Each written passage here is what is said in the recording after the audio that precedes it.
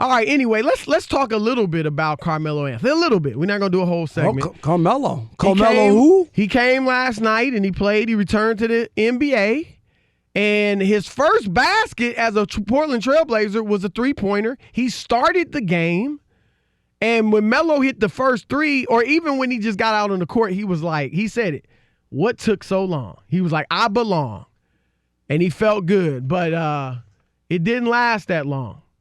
He ended up with a pedestrian line of 10 points on 4-14 shooting, 4 rebounds, no assists, 5 fouls, 5 turnovers, and a plus-minus of minus 20. Minus 20? And he only played 24 minutes. 24 minutes. His plus-minus was minus 20. Do you know the guy selling Coke in the first row? He had a minus 20 in the plus-minus as well. That's a bad stat. But here's the thing. Bad. For those, because let's put it in context. We know Melo can score. And even if you look back at his last stint in Houston, he was actually putting up points, but he was giving up so much on the floor, and the plus-minus was so bad, that's why the Rockets cut him. Because his points production was pretty good. He was averaging, I think he got cut right after he scored 28 points. Something like that. Right. It was after a big night. Yeah. So, but I'm going to say this. And if this continues, he may not make it through January when his contract becomes guaranteed, January 7th. How much is it when it does become guaranteed? It's only like $2 million or something like that. Non-guaranteed vets minimum. But anyway, I'm going to give him a pass. This guy has not played an NBA game in a year. And you can put up all the Instagram photos of and videos all you want of him at Lifetime schooling recreational players with an NBA guy sprinkled here or there. That's not the same thing. So I'm going to give Melo a pass. He started his first game in a year, and he's thrown in there. Probably doesn't know much of the system. Obviously, you're going to be winded and rusty. So do I expect it to improve much? Not really. I've said best case scenario, 13 to 15 points a night off the bench, although maybe they'll start him, and he helps get Portland back in the playoff hunt. Worst case scenario, it just goes bad all the way through, and he's cut before January 7th or whenever it is that his contract becomes guaranteed. See, I'm not giving him a pass, and see, here's the problem. You're not getting better. You won't get at this age, Chris, with him not playing the last couple of years, the way it is. But you don't think it could get better than this? No, okay. Look at LeBron's first game this year. We were like, does he still have it? But not as but he's been playing. Okay. Carmelo to me, it can go south quickly the other way. Especially a couple more nights where he has a minus 20 plus minus, and you realize he can't do anything else on the other end. He can't stop anybody. He might be able to score you some buckets and some points, Chris, but he's given up. He's got 10. He gave up 15 on the other end. What are we doing here? Do you know what I'm saying? Yeah, I hear you. So I think that's what's going to be the downfall eventually. And as soon as they're healthy and as soon as their people are back, we don't really need him. I get it. So you don't it's think a stopgap. You think he'll get cut before it becomes guaranteed? If those guys get back and they start to look, and I'm saying unless he can stem the tide and lower that plus minus, if it's a minus every night, because they lost by what, Rob G? 9? Right, they lost by 11, and he was a minus 20. And he was a negative 20, so they were like a plus 11 without him. Plus, what were they? Plus 9. Plus 9 when he was off the floor. Do you see what I'm saying? So if you keep getting a negative, Chris, at some point you're going to go, he's not giving us anything. It just can't be about strictly the points. Nah, I hear Even though he is a scorer, and I get that. Even though he's a first ballot Hall of Famer. You don't agree, but if he was in baseball, he'd definitely be a first. You got all types of people making it in baseball. You got numbers, though. You got to have numbers. All right, Rob, speaking of going south, and let me just can I set up the context? Early, for some reason, Rob Parker thought I was not going to be on the show today. All right, I don't know why. Maybe it was wishful thinking, But for some reason, he thought I'm not going to be on the show. So he sends a joint text. His man who backs me up and is here, replaces me when I'm not here, Jonas Knox. He sends a joint text to Rob G, our producer, fabulous producer, and Jonas. Yo, I want to talk about the NBA ratings being down. And he's all excited. Juiced. It is rare that Rob Parker suggests a story he really wants to talk about. 9 times out of 10, it's a baseball story. And you know what? This was a baseball story too. Because he wants to rip the NBA for the ratings falling. When, you don't even know what my take is yet on this. Well, I knew, I saw right through it, and I caught you. Aha! I'm not off. I'm here. And I'm going to say it. We're going to talk about it because they are down.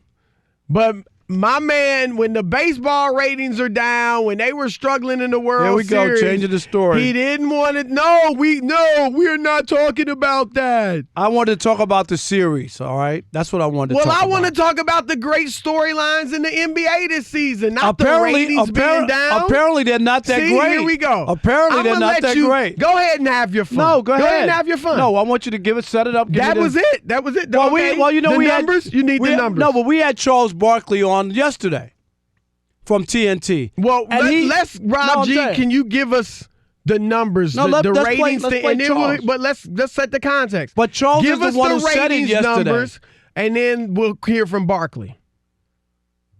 So the ratings are. Go ahead. Well, the way that they're set up for the most part is they compare them apples to apples this time last year. So if it's Game 2 on TNT, Game 2 TNT this year. So far, not only have 9 total national games out of 19 not cracked 1 million viewers. Which is shocking. Incredible. Shocking in a country of 330 million people. 1 million viewers? That's incredible. I got to give it to that. That is baffling. That's like the NBA. Not good. That would be like the NBA and comparing the ratings with like High Noon or something. I mean, I just can't. not that low. I mean, how far below? But it would be like comparing like PTI. Pardon the interruption. Right. Because they get close to 1 million. They don't get there. But all right, go ahead. But on top of that, of the 10 TNT games that they had coming into this week, 8 of them are down apples to apples to this time last year. So it's not good. Last year's were down. Right. So look, let's hear from Charles Barkley what he thinks. Because he threw it out there yesterday. Yep. I think we pissed the fans off for 2 reasons. I think because, free agency, guys, the guys don't feel any loyalty. They got that right, bless them. And you got low management. One of the reasons the ratings are down, these guys don't have any loyalty to a team or a city, and you factor in low management. I think that's why our ratings are down. It's interesting. I didn't know how down they were when I saw that thing this morning. I obviously think low management is a factor. Kawhi Leonard, we talked about has sat out 2 nationally televised games. One against Milwaukee, one against Utah. The Milwaukee one, you were going to go to it. Right. I was excited about watching it. I mean, who's not going to be excited about Giannis and Kawhi? Did I go? Arguably the 2 best players. No, once he's out, why go? And obviously, I'm a basketball reporter, fanatic. I watched it, but I can't blame Joe Blow, who likes the sport but doesn't want to watch it because Kawhi's not playing. And he turns it on, right? You sit down at your couch, and then you go, what? He's not playing? Right. What? Okay. So now you're flipping. That's definitely a factor. I just wonder a couple other things. Because I thought coming into the year, finally, right, with the breaking up of the Big Three, Kawhi didn't go with the Lakers. The Warriors were going to be going the other way, right, because Durant left. So this was supposed to be the parity year of the NBA, the best parity going into the season where we both admitted, Chris, we don't know exactly who's going to be in the NBA Finals. We knew the Warriors were going to be in every year. Right. Every year. It is a mystery today. Exactly. No we do not know as we go forward. We could predict, but it ain't etched in stone like it was the previous 5 years. And last year I thought there was some Warriors fatigue, right? Enough with the Warriors. They're on all the time. They keep winning. They're going to the NBA Finals. Right. But this year, I was floored when I saw those stats. I thought the numbers were better because of spreading the wealth. There guys are moving great around. storylines. Yeah. As a guy following the NBA, I mean, Houston, like I've looked at it and said, man, this movement, say about it what you will, it's great. Now I want to see how do Westbrook and Harden mesh? How does Kawhi and Paul George mesh? How do LeBron and AD mesh? Al Horford's now with Philadelphia. Does he bring maturity? Kyrie with Brooklyn. Is he going to become the great leader they need, or is he going to mess up their chemistry? Look in Boston. Are they going to be better without Kyrie? Like, I think they're great storylines, but I'm going to say this, Rob, and I would have to own some of this, not me personally, but us. I think us as media members. Maybe we've added to this. But I think this could be, none of us know exactly. But I think this could be related, a response to all of us in the NBA world, from the players to the commentators and media and so on and so forth, belittling the regular season. How often do we hear, it doesn't matter? I mean, we were talking, and I'm not even trying to shoot something at you, but earlier when we talked about LeBron, you were like, it doesn't matter. You know, you're 12-2, it doesn't matter. What are you going to do in June? And I get that, because we've all built it up like it's just about rings. It's just about the playoffs. And so I think that may be a part of it too. People are like, this doesn't, and the players are treating it like that with the load management. Right, that the regular season doesn't matter, and you don't really have to be the number one seed. We saw with LeBron in the East when he was there with the Cavs. It was like, we don't have to be the number one seed. And all the number one seed, let's just be honest, Chris, the difference too, a lot of times, is you lose one game at home and the home court is gone. Right. That's really what it comes down to. Is it really? And if you win one, okay, they win, then you go on their road and win, you get it back. So it ain't as big as you want to believe, unless there's a Game 7 and you'd rather play it at home than be on the road. I get that. But the other part, and I don't know how big of a part it is, the whole thing with China, I don't know how much that factors in, how some people were upset with the way that thing was handled with the NBA and some of the stuff that came out. So do you think? I don't know. Do you when you bring up China, because I don't really think China has anything to do with it, but are you saying people don't like the fact that the NBA is in bed with China because of their regime, and that's why? I think that they didn't like just the way that whole thing went down, how when LeBron came out and made his statements, I think there were some people who were like, because we saw it, some people were not happy with that. And there could be some people, I'm not saying that's the number one writing thing, because I don't believe that. Right. But that could be another piece as to why in this year that we looked at as parity. And the other one other piece, the Warriors are no good. So that could hurt too. For a long time, they were a ratings. They were a draw. Monster, right? Now, I bet you, Chase Center, you could go up and get tickets. They're on national TV tonight. This is what I'm trying. And they're down by 30 in the first half. Right, it's like 42-16 or something crazy. But that hurt. But that hurts. Even in last year, the Warriors, West Coast, a team you wanted to watch on the West Coast. LeBron now with the Lakers, West Coast. I mean, I'm sorry. If I'm in the East Coast, I got to work. I can't stay up till 1 a.m. watching a basketball game when I got to be in the office at 8. Right. So I think that could be a factor as well. But let's hear what you guys think, the listeners. We're going to have Rob G. You want to say something? Real quick, Rob. Real quick, the national game again, the Warriors and the Mavs. Luka Doncic, we talked about the lack of white American players, had 22-5-5 in the first quarter. Wow. So that said, the Hispanic delegation has drafted Luka Doncic as our first and only player on our roster. Well, we claimed him. You cannot have Luka Doncic. We claimed him. White America claimed this dude. I claimed Elijah Wan. I claimed Tony Parker. Giannis.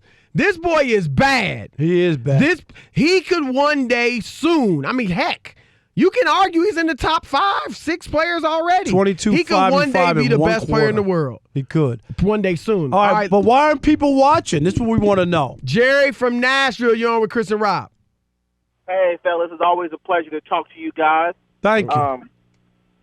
So this is what the thing is. One, I have kids and everything like that. I can't stay up to watch the Clippers or the Lakers. That's too late for me. Right. Second of all, I would like to see them work on the playoffs make the regular season mean a little something to them. Maybe do a bye for the top 2 teams or something. Just make the regular season a little bit better, because I admit, sitting through regular season in baseball and basketball is the 2 boringest things in the world. Yeah, I think baseball is way too long. I got to be honest. I wish they changed the baseball season to about 90 games. Oh, God, you just stabbed me in the back. And basketball to about 60. I mean, I think it'd be so much better. And, Rob, I got to admit, I love the playoffs in the NBA. But you're right. You said it once. If you made it, say, only 4 people get in from each conference, 4 teams, this low management balloon in the regular season would end. That's what I'm saying, because half the league makes it. Right. You letting 16 teams Clippers in. know they're going to make it. They know they're going to make the Kawhi can sit out playoffs. 50 yes, games and they were going to make it. And that's the problem. So I totally agree. All right, let's go to Eric in Oregon.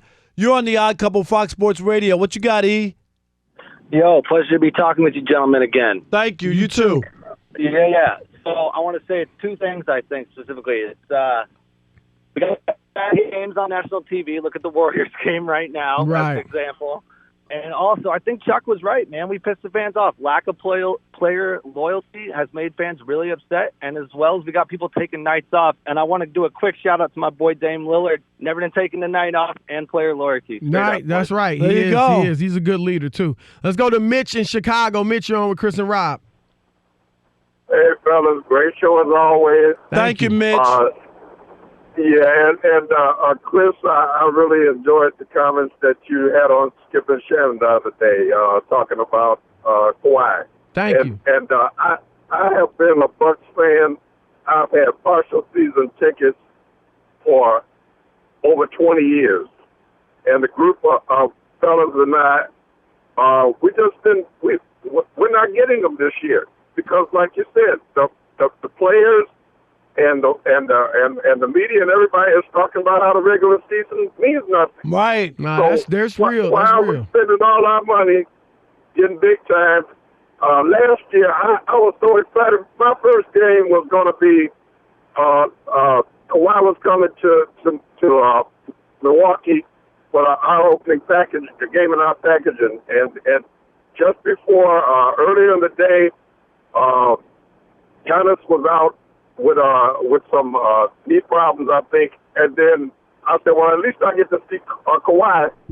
And then they announced just before, like hours before the game, That both that weren't he playing. was out with load management. Yep. You That's know, terrible. so I'm tired of it. Right. I just go to a few games during the regular season, and then I'll save my money for the playoff game and go to some of the playoff games since those are what matter. Hey, hear Mitch, you. Mitch, we cannot disagree with that, and I don't blame you at all.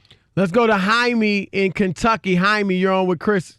Jamie. Yeah, Jamie in Kentucky. Hey, this is my first time on, and I got to hurry because I know you guys can't take forever them calls, but I love both of you guys. And Chris, man, I've been dying to tell you this for so long. Listen, I will say a part about why the NBA's lower or whatever. I think it's because you don't have players like Jordan or whatever anymore. I think it's because people hip-hops around and changes teams. But listen, Michael Jordan played point guard at the end of the season for a period of time. 10 games he averaged a triple-double. Yep. Okay, Yep. I just want to let you guys know that. Yep. Okay. He And had listen, seven straight triple-doubles. Yep. Yes, and because he was asked to fill that spot. Pippen was his facilitator. Listen, I just want to say this one thing. Anyone my age or whatever, or that knows basketball, that he could even put LeBron in the same atmosphere as Jordan, it's ridiculous, and I love basketball. There's no way.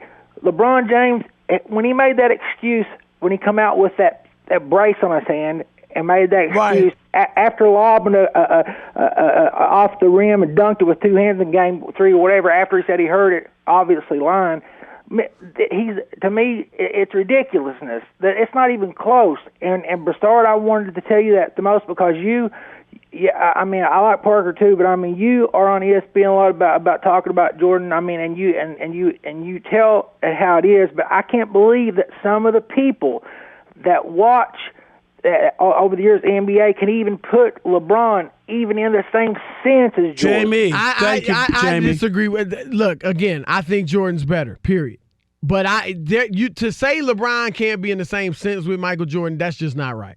You think that He's in the Rob? conversation, right. but he's you just think not. he's the second best ever? But he's not what you call. Well, because of his that's- numbers, the yeah, stat numbers. So that's I mean, unless you're not counting the numbers. I mean, we can't sit here. You can't have it both ways. The numbers are the numbers that he's piling right. up. And that's how we measure great Right. player. There's nobody in the all-time great list who averaged 8 points a game. All right, Just not. It's I don't never care. happened. I don't care how many deflections you You're right. had, what your plus minus was. All right, you're not.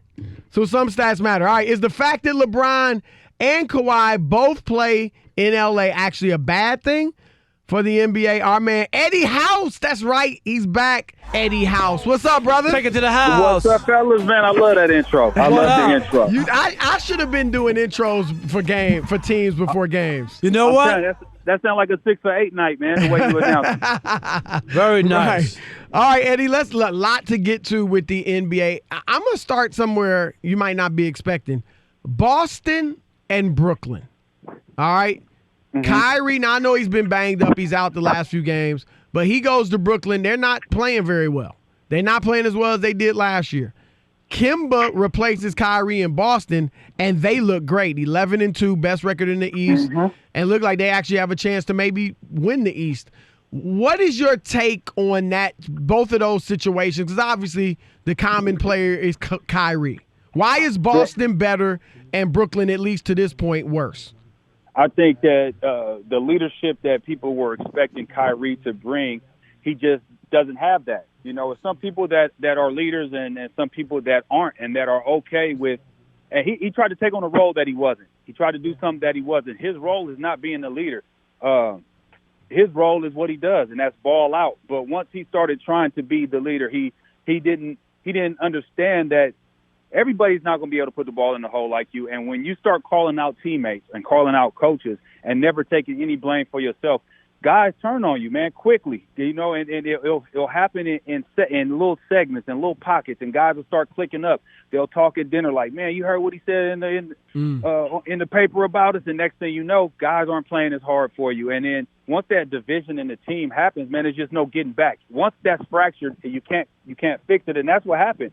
He had came in, and I believe it happened when he said, now I understand what LeBron said about, you know, and I think that fractured the team chemistry because they were playing well up until that point. Once that happened, then they started kind of hit and miss, playing kind of almost 500 ball. But I think that's really what it is, man. It's just he wasn't a leader. He took on a role that he wasn't it wasn't comfortable in. Number one, he was trying something and it didn't work. He's over in New Jersey. He's gonna need help. He can't do it by himself. Right. He can't do it by himself. Only thing I think when we talk about Kyrie sometimes is we forget Gordon Hayward got hurt the first game. And remember that first 5 minutes. And I just remember Kyrie was there, and they were 17-3. The Celtics were 22-4. Am I right? At one point, I mean, what happened to that?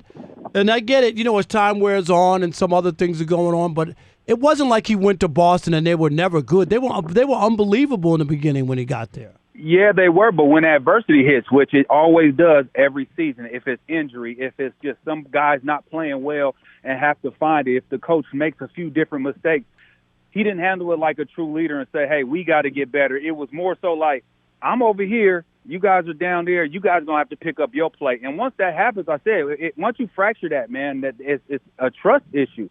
It's a trust factor that happens in that locker room. And once you damage that trust that your teammate has in you, it's no salvaging it. And I believe that's what happened. And that was the start of it.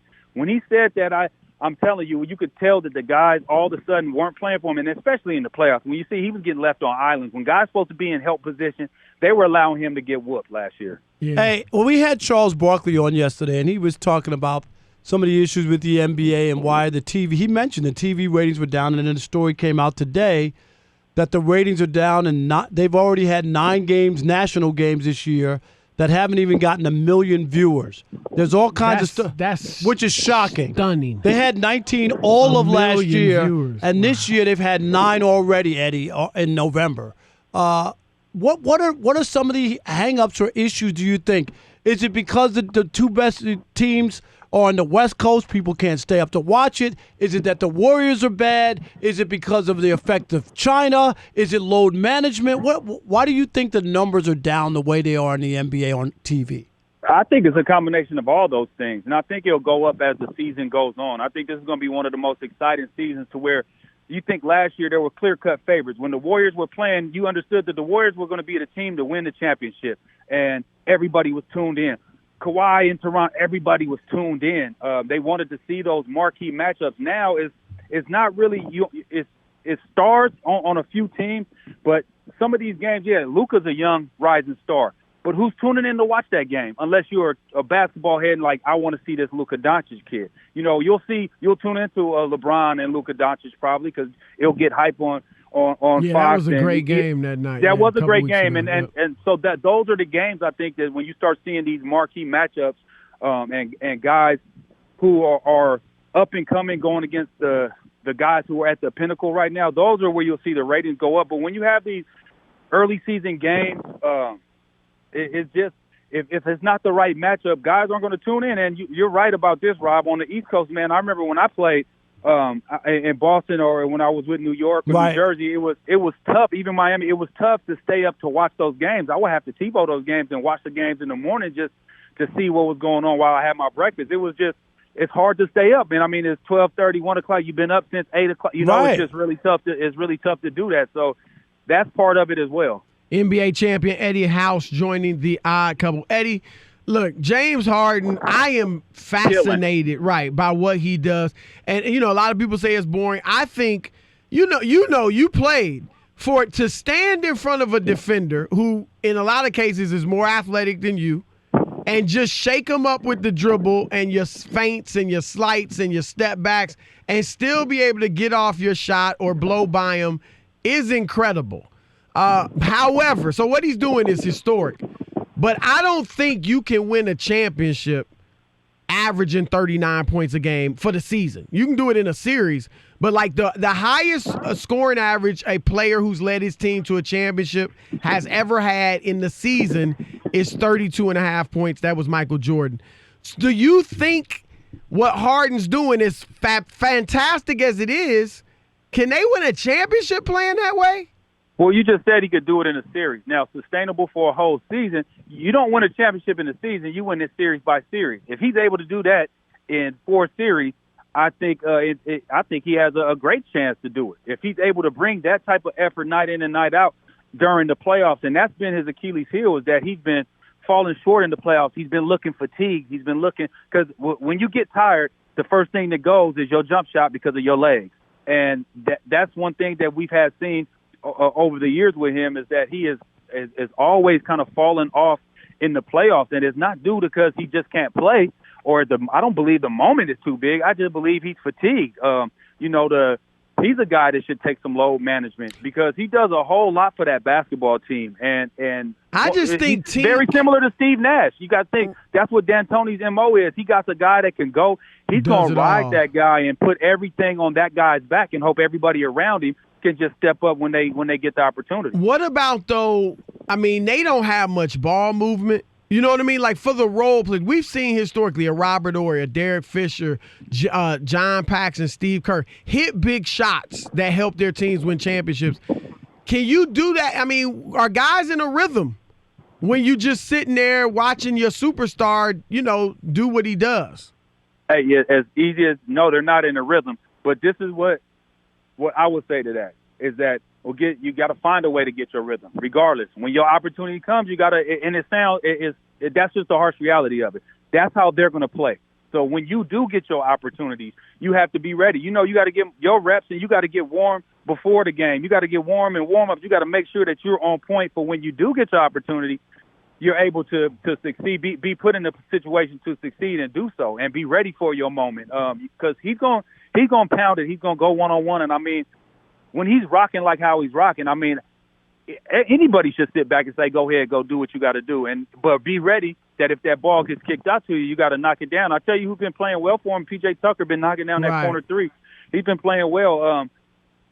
They'll be okay. I think they'll be okay. They'll figure it out. That they're one of the teams that I think has a really good chance to come out the West. All right, he's our man, Eddie House. We talk to him every week. We appreciate the knowledge, brother. All right, Eddie. Appreciate it. Y'all take care, man. Yep, peace. Hey, it's the Odd Couple. I'm Chris. He is Rob, and we want to encourage all of you to subscribe to our YouTube channel. That's right. You know, you can listen to us on the radio, and now you can watch us as well, and it's fun. No question about it. And remember, oh yeah!